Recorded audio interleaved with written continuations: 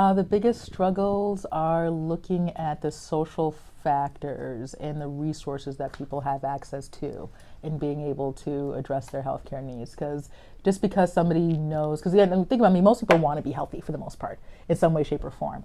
However, there's a variety of factors preventing people from being healthy, whether it's physical health or mental health or what have you. Really, it's just a lack of access to resources and equal distribution of resources among people. And also, too, like I mentioned, the social factors, you have things like, if you look at gender components, like the fact that men just simply don't go to the doctors as much because of gender thing in terms of, like, you know, male stereotypes and things like that, because it varies so much on the population that you're looking at and the health issue that you're looking at. And so, but in the end, I think the more people try to educate themselves about social factors and about politics and about really what's going on in society, they'll get a better understanding of the overall health issues that a community is facing. So yes, I was the board president of Cream City Foundation a few years ago, and we partnered with the center that I run here. And so what that foundation did was restructure the priorities of it, and one of the things they decided to focus on was healthcare and health equity,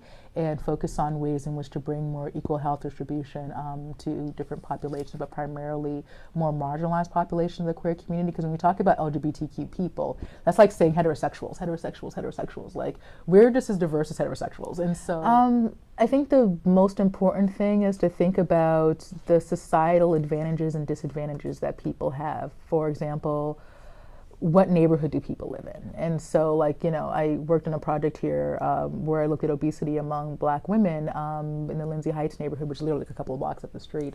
And the focus of the project was on trying, now I wasn't the one who kind of started the project, but I was in on the research project, was trying to get them to lose weight and things like that. But one of the challenges, though, of course, being a sociologist, is I know that there are different cultural constructions of beauty. Not everybody wants to lose weight. Weight is not a big factor for everybody, and not everybody really needs to lose weight. You know, it doesn't, that's just because you're heavier doesn't mean you're not healthy necessarily. And so I think that one of the biggest kind of closing things would be looking at the ways in which other disciplines approach healthcare within different populations and groups would be incredibly helpful, because although a lot of this stuff is new, these are also still things, at least it making appear as if it's new in terms of our understanding of the stuff.